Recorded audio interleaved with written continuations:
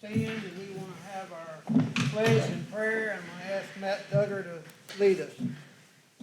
Pledge allegiance to the flag of the United States of America and to the republic for which it stands, one nation, under God, indivisible, with liberty and justice for all. Dear Heavenly Father, we come to you today and just give you thanks, give you all the glory, honor, and praise. Thank you for all the council members, mayors, clerk treasurer, and all the people here. Ask that you be with all of us tonight as we make the decisions for the city. Work through us as we all work for you. In the Lord's name I pray, amen. Amen. Alderman McCormick will be absent this evening. Alderman Lightfoot. Here. Alderman McLean. Here. Alderman Duggar. Here. Alderman Stark. Here. Alderman Lindsay. Here. We have a quorum. What we're going to do is we want to go straight to planning and zoning. I'm going to do that right quick. I don't see anybody here representing the minutes, but we'll go ahead and do it in case they come and we'll get it done. James, give us a summary of it. Well, the minutes are the plat. The plat that needs to be approved. Okay. So, we have a plat that's proposed by Russ Holdings. It's 24 acres at, in the lower end of Wynwood. It, lines up against the flood zone back there. It's been, rezoned to R4. It's 24 lots. And, this was passed out of the last meeting for planning and zoning under certain conditions. And those conditions have still not been met yet. So if you choose to approve this tonight, it'll have to be with those conditions. So on this plat, it says our approval is conditioned upon the developers securing a CLOMAR letter from FEMA to be able to issue a permit by floodplain administrator for development of floodplain in that area. And that was the conditions that was placed on the approval by them. If you want to approve that with the same conditions, then once they do that, they can go into James's office and they can move forward without having to come back to us. I was under the understanding that they wasn't going back as far as what this plat is showing. Plat showing going all the way to the railroad tracks. I thought they said that they were stopping at the trees. I'd have to pull it up for you, but I don't think it's gonna go all the way back to the tracks. So this is not right? Now, that's the parcel itself. Okay, so That's are the- they that's the still, complete are they, parcel. they're still stopping at Yes. that? They're not gonna do, where it's flooded in the back right now? Yeah. It stays with it? That's just the Okay. parcel they're gonna. Okay. Yeah.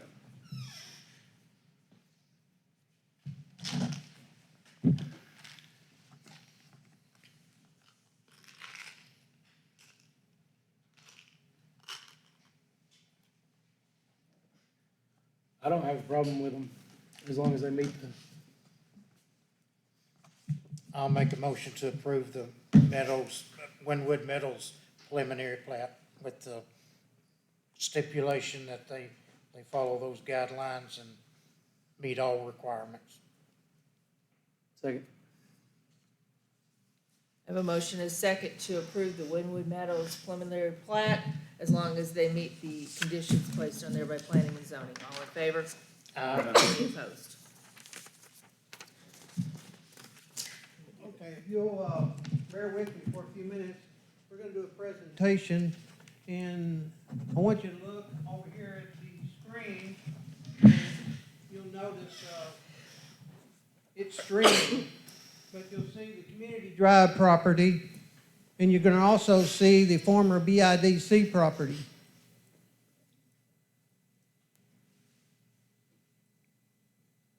I wanted to give you a little bit of history on this and how everything took place and how we were able to develop commercial property. And so in the last couple of weeks, I've been going back and forth out off of Cherry Street in Alabama, and we've been widening the Cherry Street as we had talked about. But you'll notice right here, the construction that started, and Mr. Lindsay here has invested in the city, into this property, 32 lots to start with, 32 lots.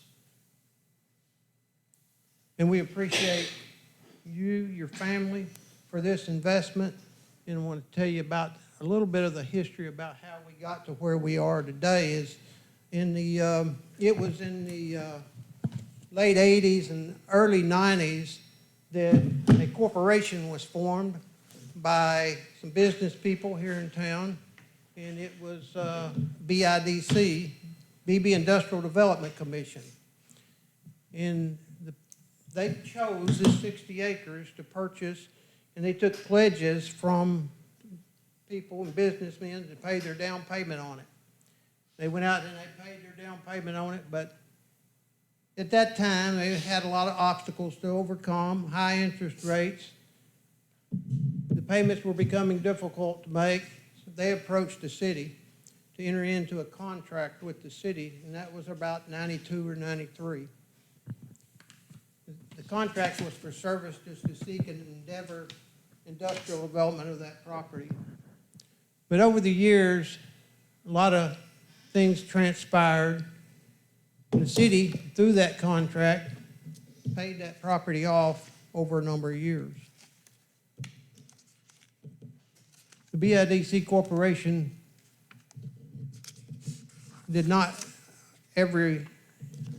able to move forward with industry in that area. Now, there was a lot of things that happened, the railroad, different things, but anyway, the city ended up, we paid through the contract, paid the balance off on the property. As the years passed, many members of the BIDC came, went, a lot of people passed away. The property, the city felt like we had invested money in, and it could be best served. And so we approached BIDC. Mr. Wooten at that time was doing some representation on the BIDC. I don't think you were in on the start end, on the front end, but he began representing the BIDC. And so we went to him, and Derek Goff was an alderman back a few years ago.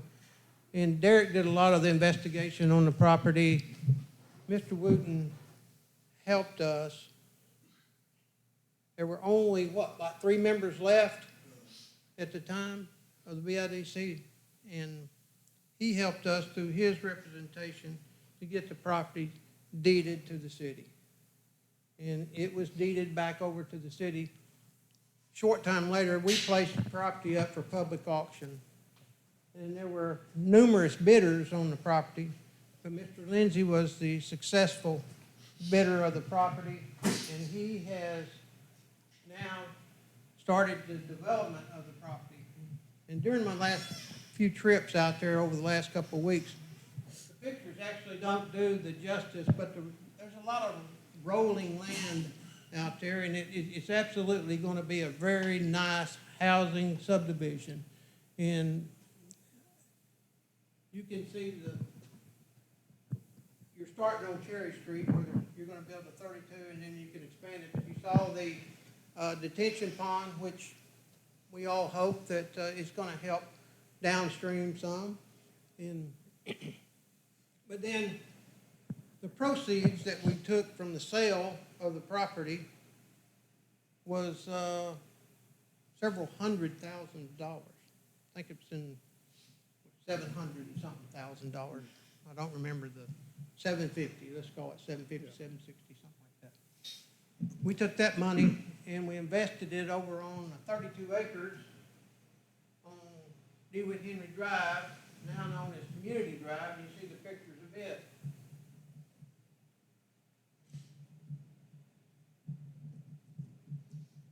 Over here in the corner, you can see the new auto auction. We sold off 9 acres to the auto auction, and they built the new Central Arkansas Auto, which has become, I think it's maybe the largest auto auction in the state. And they employ a large number of residents from this community. And we also have sold off, comes back around, you'll see the plat, but we've sold off a lot to Community Bank, and they have been out there in the last 2 weeks surveying. They're getting ready to start. And then we sold 2 lots to a successful local business restaurant that they're going to build out there also. So through Mr. Wooten's assistance, an investment of the city of around less than $100,000, this has become a multi-million-dollar project. We have 9 acres that's at the back still left, and it's through Mr. Wooten's assistance, we were able to acquire state aid program to build a road that's going to run along Interstate 57 and go into the auto auction, and it's going to loop back around to Community Drive. That was a $600,000 project that he assisted us with. And that road's going to come this way and back around that way. This right here won't be here anymore. But we still have 9 acres out there that I hope that we can sell, and it's going to be marketed around $1 million for the 9 acres. We have 6 lots that's still available out there. So as I said, we have took the BIDC property. Nathan has invested in it. He's going to build possibly 200 homes out there.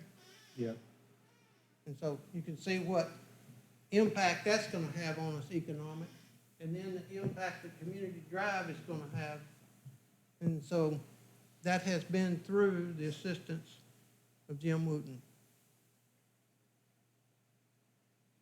Also, we continue to be asked about the traffic situation at Highway 31 and Main Street.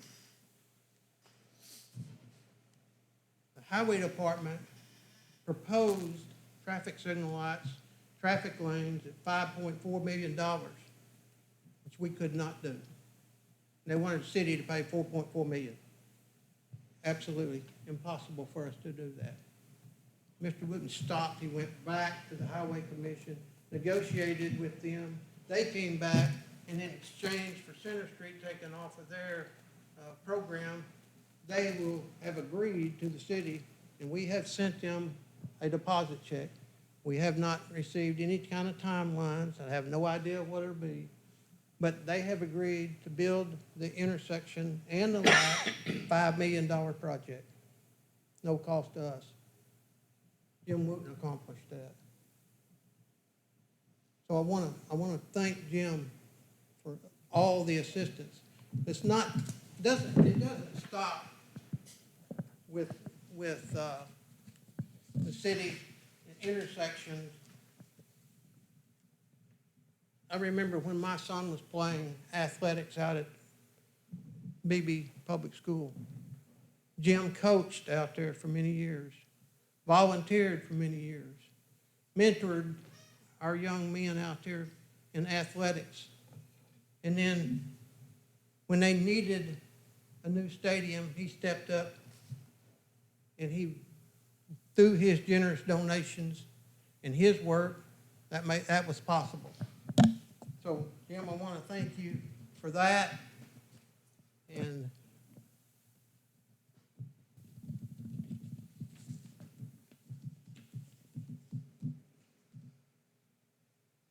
I put some notes down here so I wouldn't forget, but also I almost did forget. The benevolence fund for police here in the city. Jim created a benevolence fund for our policemen when there's tragedies and when their insurance has expired. There's some funds there to help them make it on through. And Jim, we thank you for that also. And I know that you and your family have been involved in the Women's Christian Workforce, is that it? And so you also have worked with that. You had your first, was it first or second graduation? First graduation a couple months ago. So, Jim, we know it's through your work that many things have, for our community, it would not have happened. I wish you'd I'd like for you to come up here, please. And I have a little presentation for you. Well, I'll come back here to the corner. I want you to have this Bible that Jim Wooten on it. We want to present it to you. Also, I have a key to the city to present you. While we were picking out this, I saw this little bookmark, and it described you, man of God, strength, courage, faith, honesty, leadership, be strong in the Lord and in the strength of his might. And Jim, I want to appreciate you so much, everything that you have done for the city. Appreciate the council and the police officers, Jack, and the planning commission, enforcement officer. I just appreciate Beebe. And Beebe's been good to my family, and we want to be good to Beebe. Brother Bob, come up here a minute. I know you can tell us a little bit more about Jim and his service, because I know that you It's- have worked with Jim many years. It's extremely dangerous to give a former preacher a microphone. But I have known Jim for 30 years. In fact, the first voice that I heard to come to BB with his voice asking me if I'd be interested in coming. So we've had a long relationship, good relationship, and he has been extremely generous in every form and every fashion. I have found as a pastor that if I really needed something done, ask Brother Jim, and it's going to get done. So First Baptist Church and the community is extremely thankful for Jim's contribution and all that he has done throughout our lives. Thank you, Brother Jim. We have,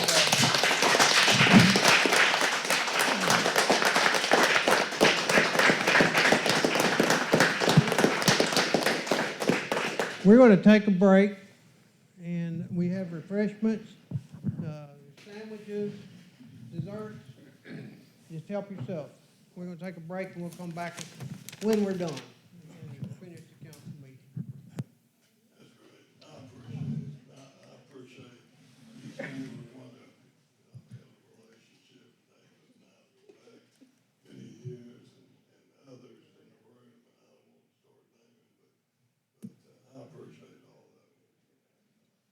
Squires and his effort and his work, it means a lot to the city. We appreciate it. Mayor, you've done a great job. You've been a faithful person, and faithful to the city, and I really appreciate that. One day you can be very proud when you look at those pictures of the economic impact that your office has brought on this city. We've tried. The main thing that I've enjoyed the most about the job is certainly not going to Little Rock. But it's being able to see us do things and being able to help the constituents in the district. But particularly, to be able to see BB flourish and grow, and he was coming, and we're prepared to deal with it and for it, and glad to have it. And Nathan was a big part of that. Because without homes, no one has any place to live, and so they don't have a place to come to. So we appreciate that. Appreciate Carol and all of her work. So thank you very much. Let's eat.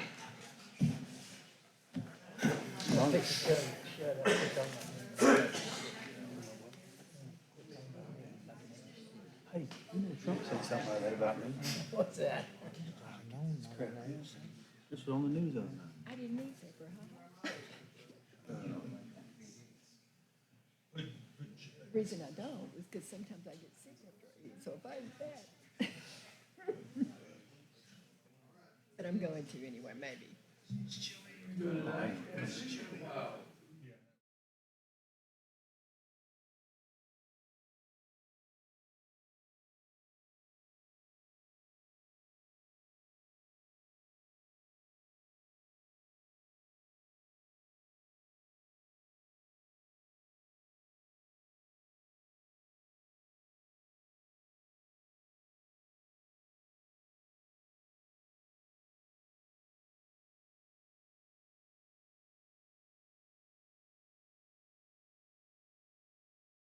Ready. James, you ready? Okay. We have, lawn care bid opening. Let's do these first. Minutes. Pardon? Let's do the minutes of the planning. Okay. You take the mic and Joe. No. You were, weren't you? So we got minutes of the, planning and zoning, January sixth. Motion to approve. Second. Motion is second to approve the P and Z minutes for January sixth, 2026. All those in favor? Aye. Any opposed?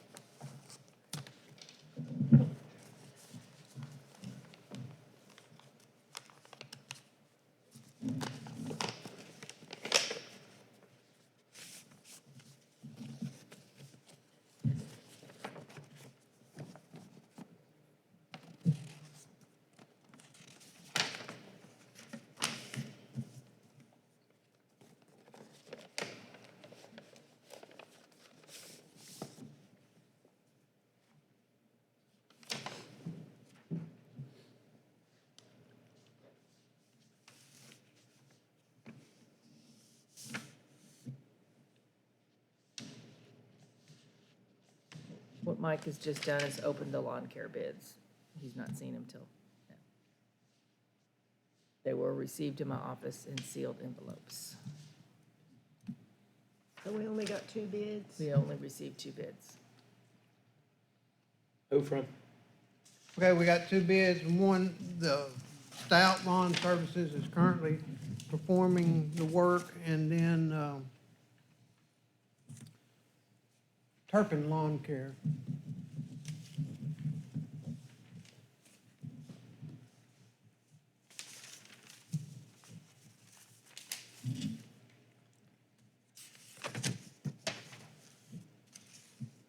Beebe City Hall Complex, Stout is $250, Turpin $210. Fireman's Park, Stout $100, Turpin $95. Beebe Police Station, both $75. Animal Control, Stout $150, Turpin $80. Veterans Park, Stout $75, Turpin $115. Beebe Cemetery, Stout $850, Turpin $375. Beebe Health Department, Stout $100, Turpin $70. Daniel Park, Stout $150, Turpin $165.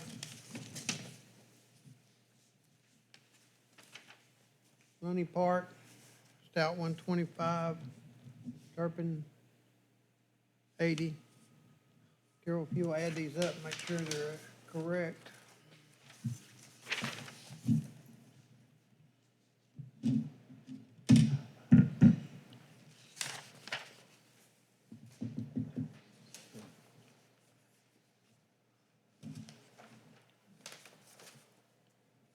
Stout has all his insurance, everything on file. He has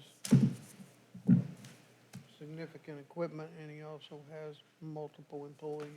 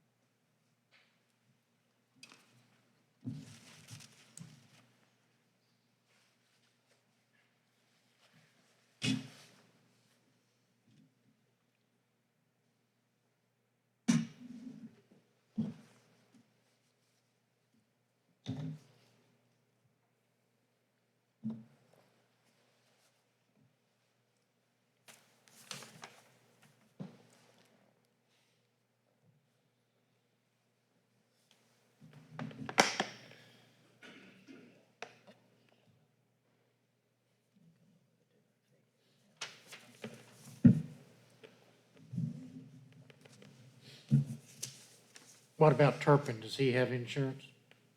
Does show he has a certificate of liability insurance. How many employees does he have? He has himself and one part-time, Ooh, what he's written down. What about equipment? We've got a list of it. That's right.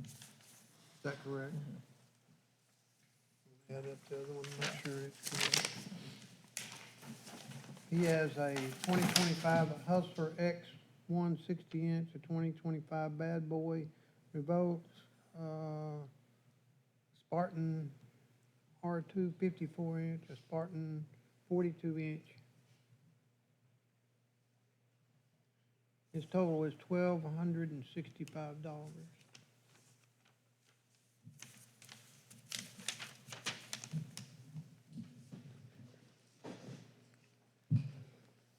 That's correct. Vouch total is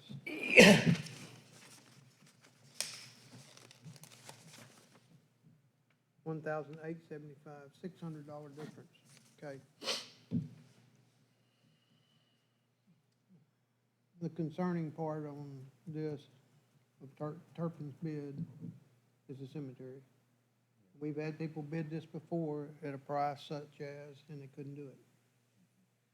I would question that he go out there and mow that cemetery, weed eat it, and take care of everything for $375. I don't think so. There's no way. Question that. I would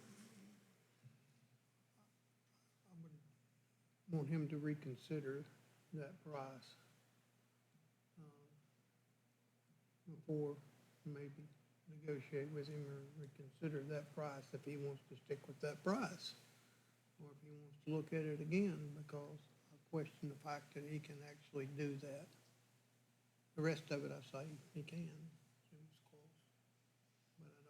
But I'm really concerned about getting started with somebody and they're not being able to fulfill that.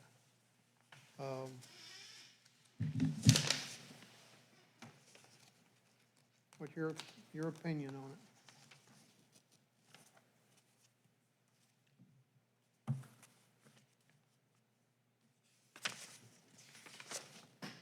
Well, the way the bidding process works is we advertise it in the local newspaper. When we open these bids, we can negotiate the bids, we can reject all bids, we can rebid. It's,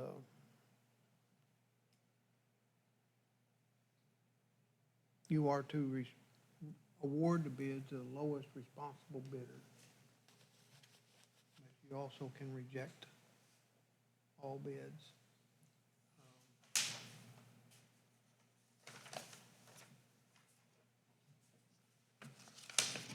The big difference is $375 and $850. $425 difference. Yeah, I think you just ought to talk to Turpin and make sure he understands what it all in details out there. And that we just do not see how he's gonna do it for $375 and see if he wants to price that part of it. You know, I'm very well satisfied with everything but that part. I don't see how he could do it with 1.5 employees, himself and a And part-time. he might have 4 more, but you only got 1.5, you can't write all 4 of them. Well, he's probably gonna have to hire more help.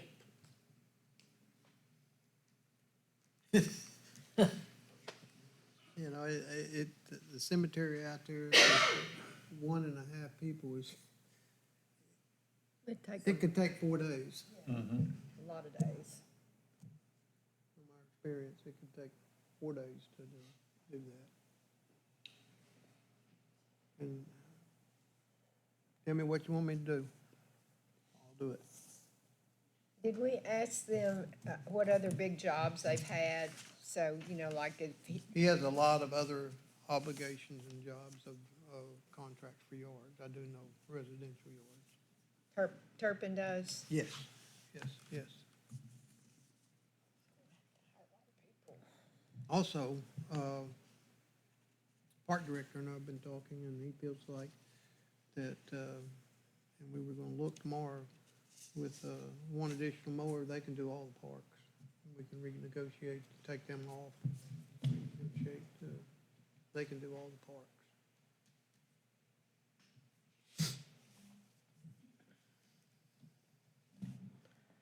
Well, in light of that, I think we ought to redo the bids Okay, with the parks being gone. we'll rewrite them, rebid it, and,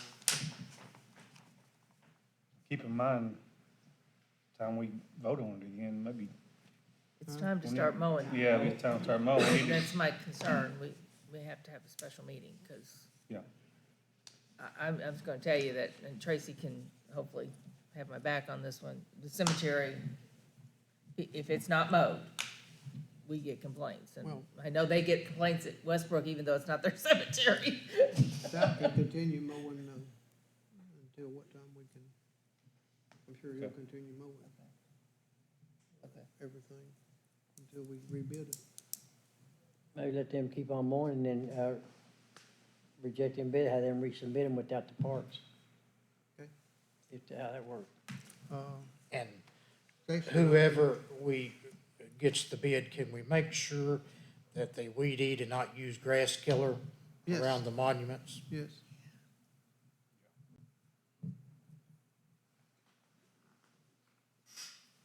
Okay, that's what I'll do. And that was only mowing, correct? No spraying? No, that's a different company on the spraying. Good.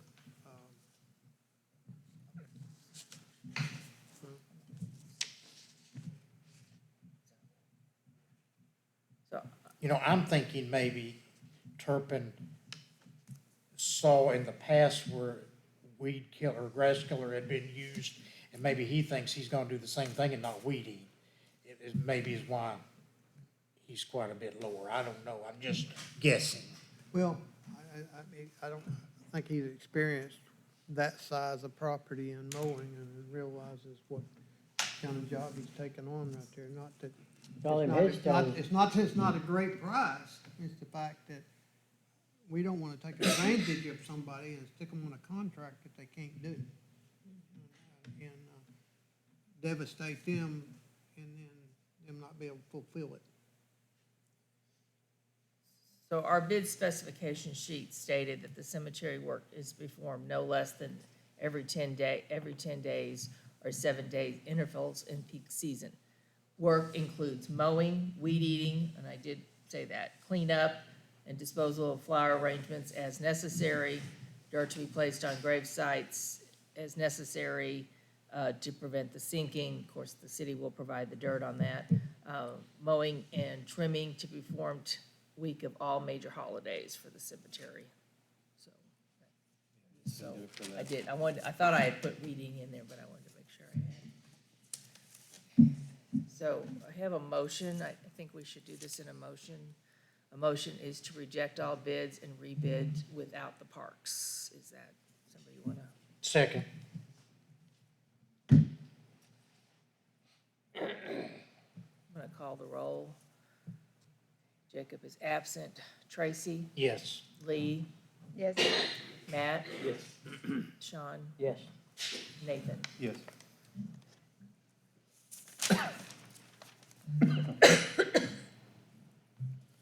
Okay.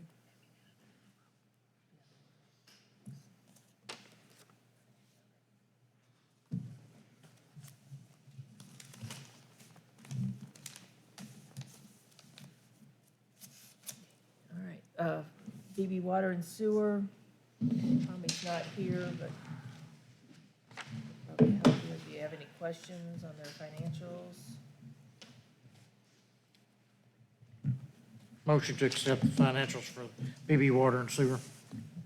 Second. I have a motion and a second to accept the financials for the month of January for Beebe Water and Sewer. All in favor? Any opposed? Okay, then the clerk treasurer's office. You have the minutes of our February 3rd meeting.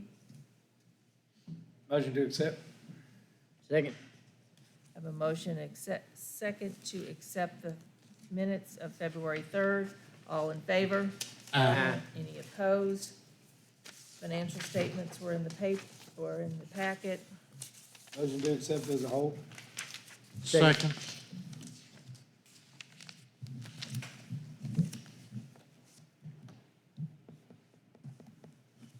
Motion second to accept the financial statements for the month of January for the city of Beebe. All those in favor?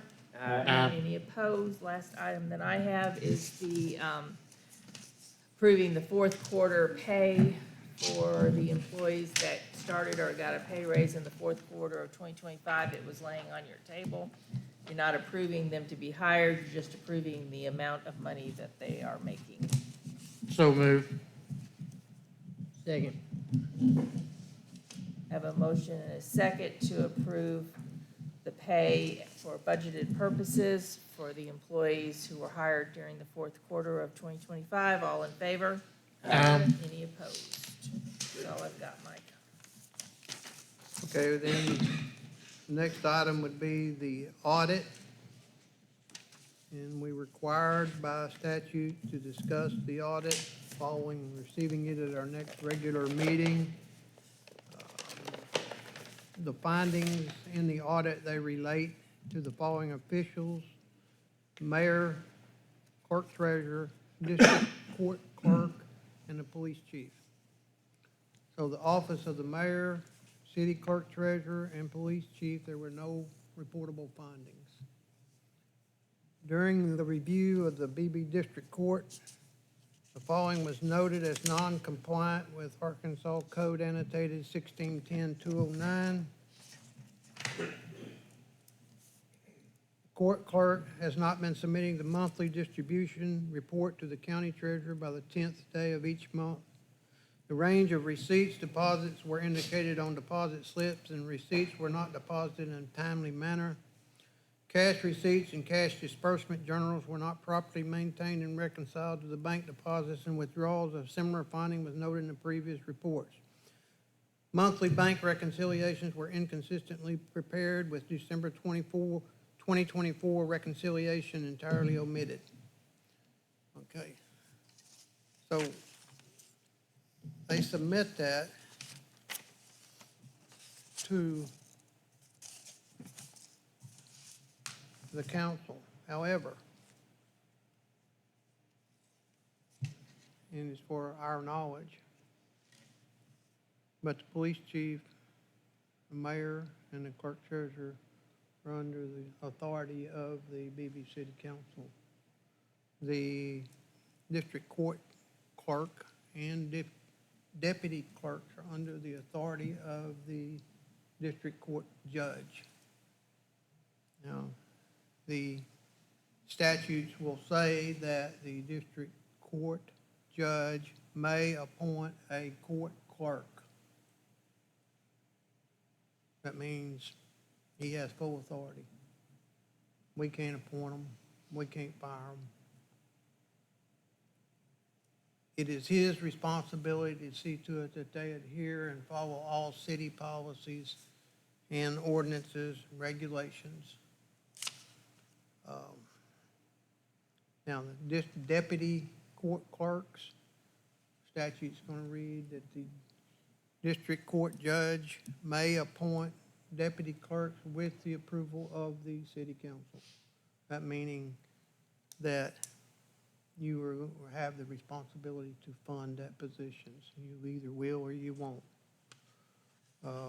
The court clerk himself, which we recognize as the chief court clerk, salary is set by Arkansas statute, which it says that the court clerk may not be paid less than $50,000 nor more than $70,000, and it will be paid on an annual basis.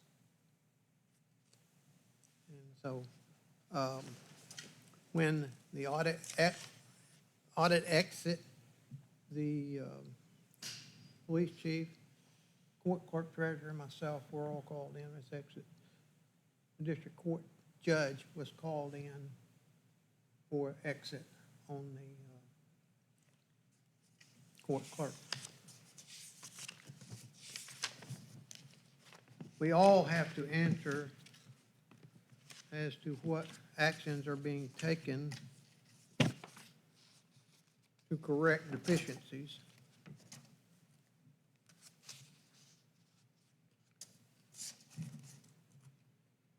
And the actions that's been taken to correct deficiencies in the court is that the court now has all new employees.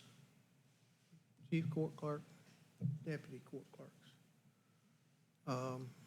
Now,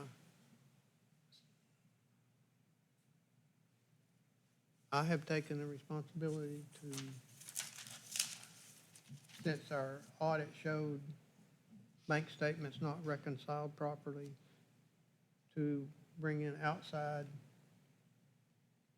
assistance to reconcile all of those bank statements and to bring hopefully 2025 up to date before we have this next audit.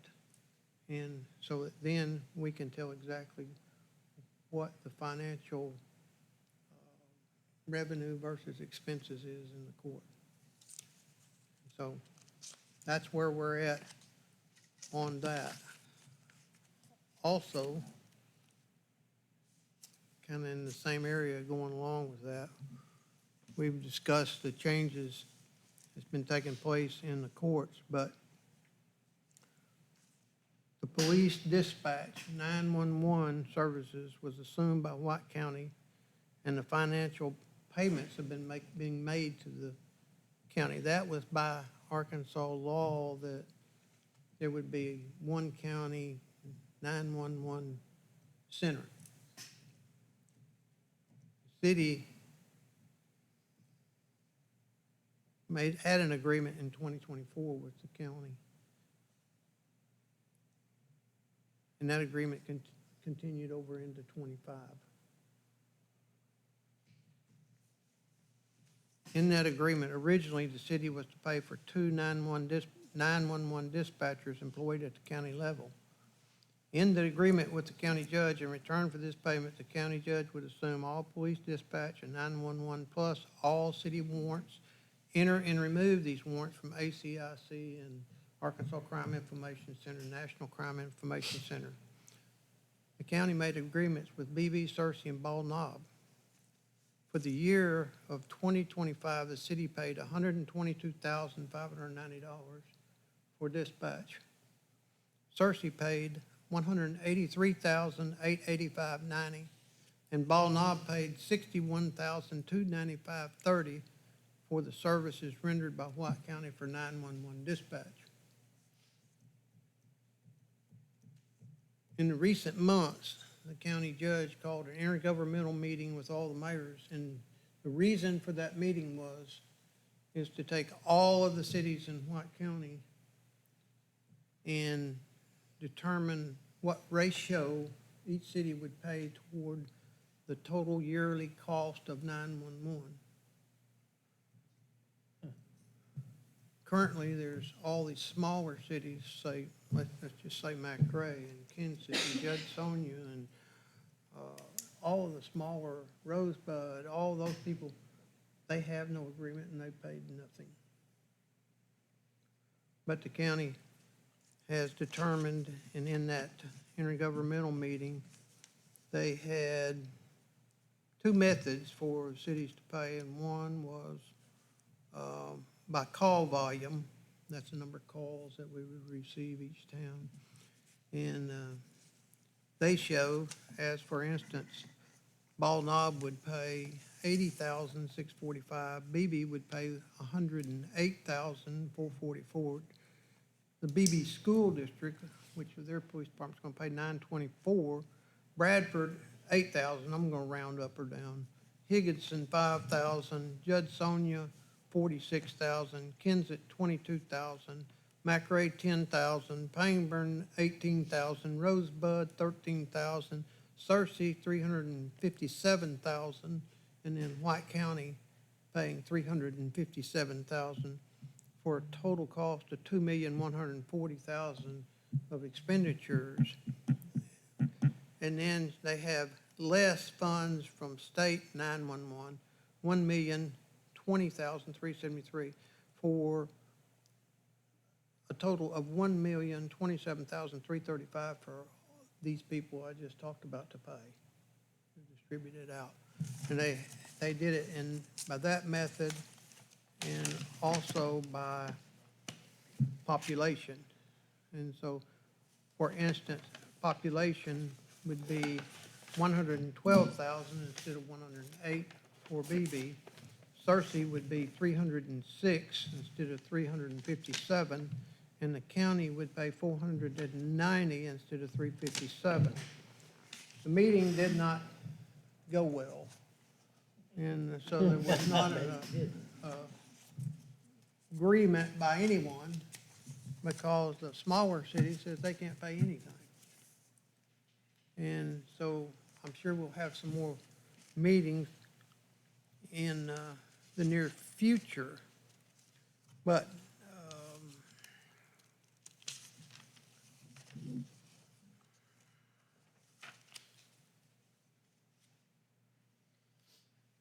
since since 25, we've had a new change in the agreement. And that was recent months, the county judge called, and they said they was not going to do the warrants. And they had came originally and picked up our warrants. We originally paid to get them all up to date. And now they have returned them to the city and said they do not have the personnel, nor were they were going to do the warrants. Enter them into NCIC or ACIC, or delete them, or keep them up to date. So I'm assuming that they're not going to do that for anybody.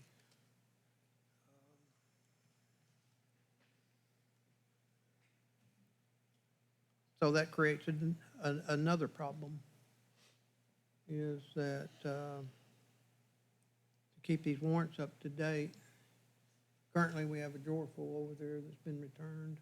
They're not entered into the system, nor are they taken out of the system. And some of those warrants have been adjudicated, meaning that if somebody gets stopped out here and they call in and this pops up, they could be sent to jail. And they really have already taken care of everything. So that's a big problem.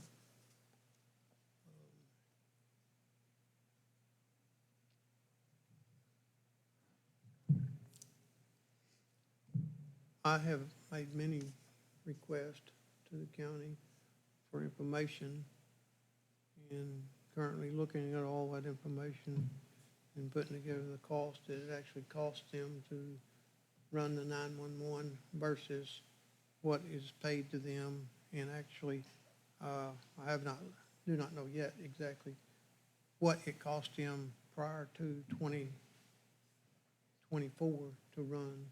But at that point in time, the county was paying for it all. But I'm sure it was more than $400,000. And so I'm sure that Searcy, Beebe, Ballknob, none of us are going to sign any type of agreement until we're sure that it's fair and equitable for everyone. And so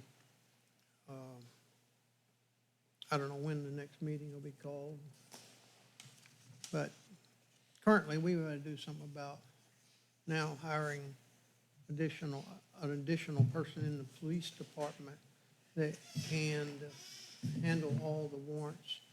And while they're doing that, the police chief wants to digitize everything, have everything put on digitized.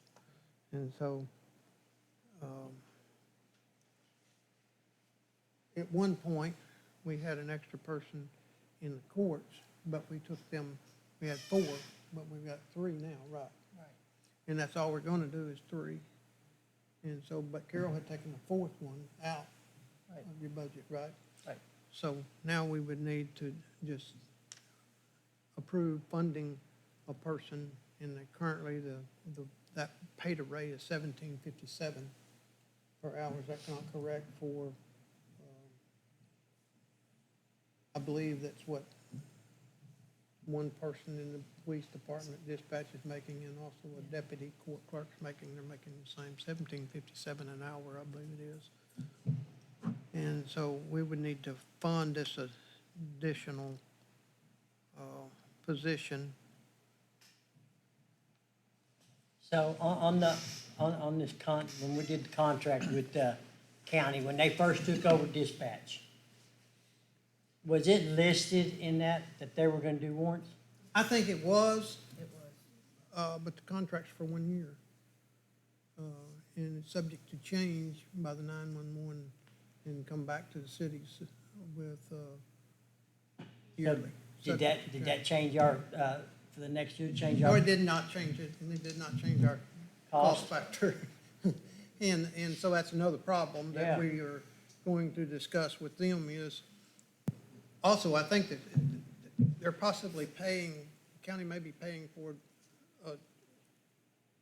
personnel in the Cersei that they're not paying in us, and that's a different discussion altogether in courts. They may be paying for a court clerk in Cersei, but they're not paying here. So that's the next subject to talk about. But no, it didn't change. They didn't reduce anything. They just said the workload is greater than they anticipated. That's their problem. Correct. But, correct. And I see a lot more meetings and disagreements. But again, I think we're gonna be able to possibly, once, we have done 3 different, and you can call them freedom of information if you want. We didn't classify it as freedom of information, but we did 3 different requests about informations from the county budget to the 911 dispatch, to jail, and we have just received the last information.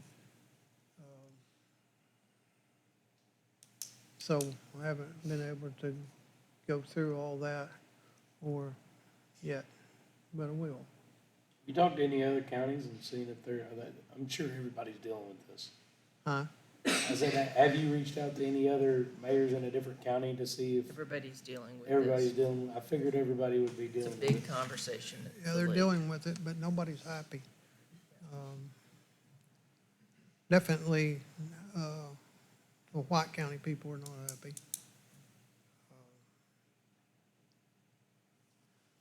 I guess it's one of them things, careful what you wish for, because county's got a mess.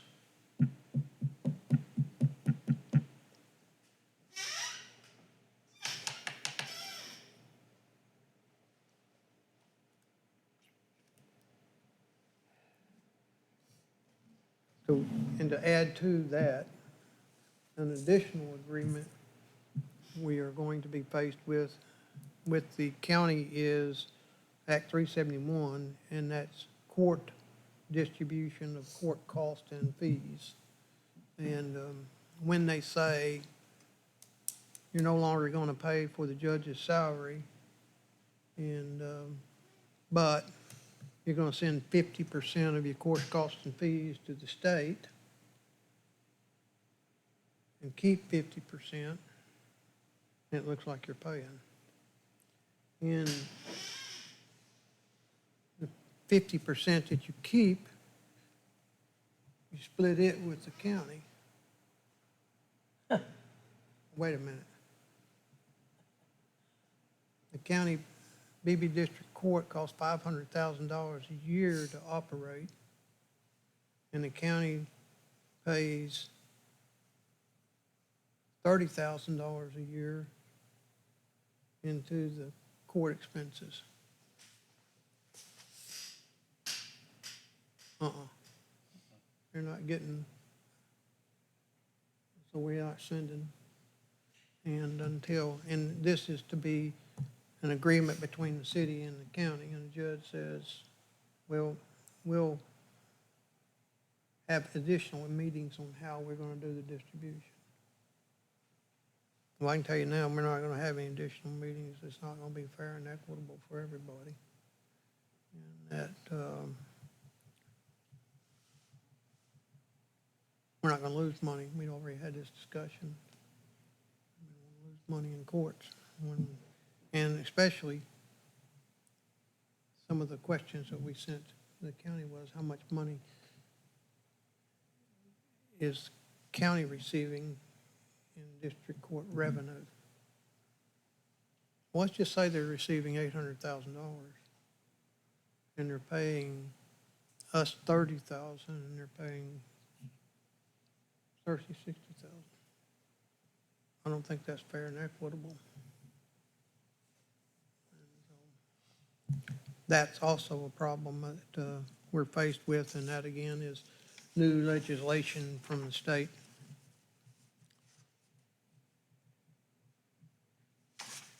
Well, currently, I guess the question would be,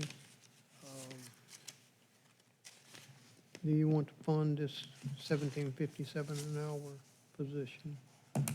So that, how you want to handle that?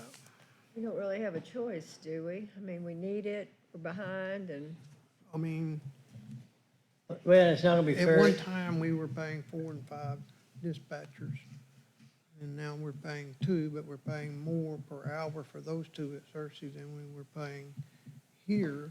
But we also have less equipment expense than we had before, although they say we will have to pay when they need updates. We're all gonna have to share in that.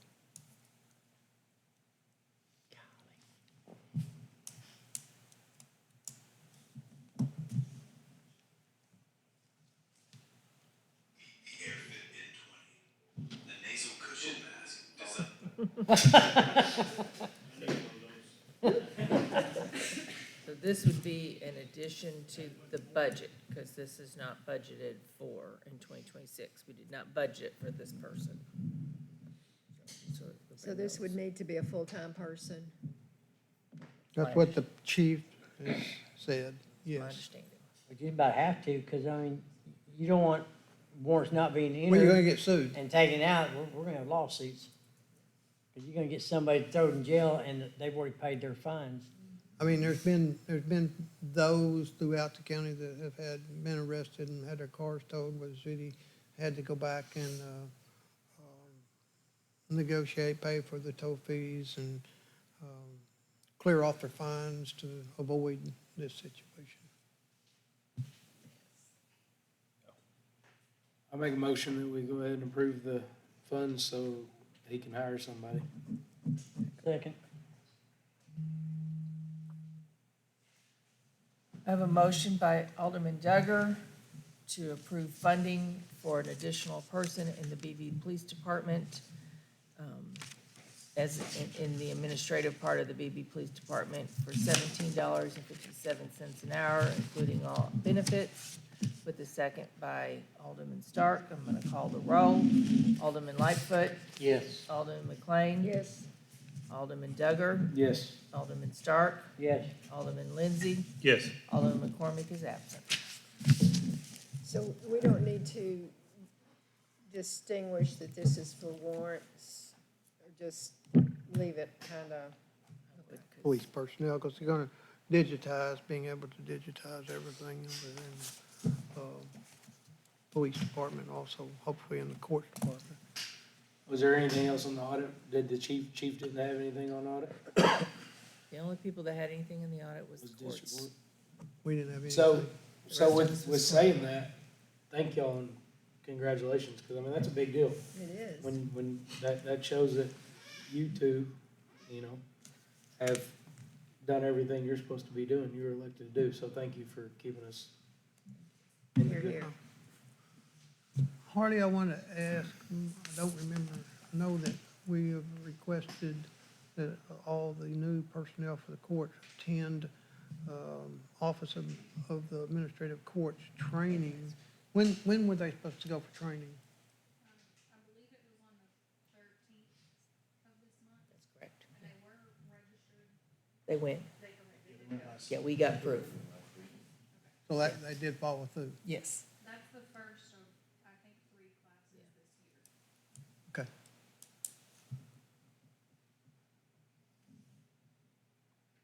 The judge is on board with getting all the training possible, and we're trying to make sure that they are properly trained and we don't have any deficiencies.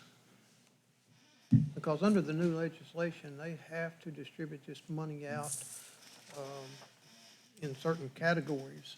And we have to make sure that's being done properly, or the city could lose money, the county could lose money, and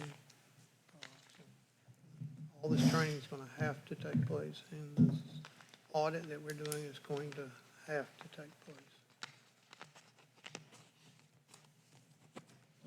We have to get the courts cleaned up. We don't have an option here. No.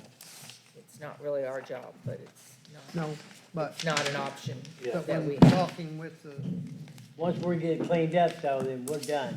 It's up to the court. talking with the judge, he's on board with us taking charge and getting this all cleaned up and, everything, the books. Well, with us having so little power there, why does that audit come through us and not to him? It goes, He gets, there's those categories, and it goes, he does, they're gonna call him back too. But, it goes to the city council, but that's what I was saying. If you had someone that's, a judge that said, not doing it, we're in a dilemma, Yeah. you know, and, but the judge is on board. So hopefully we get it all straight.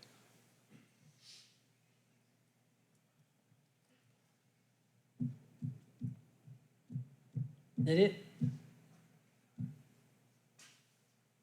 Motion to adjourn.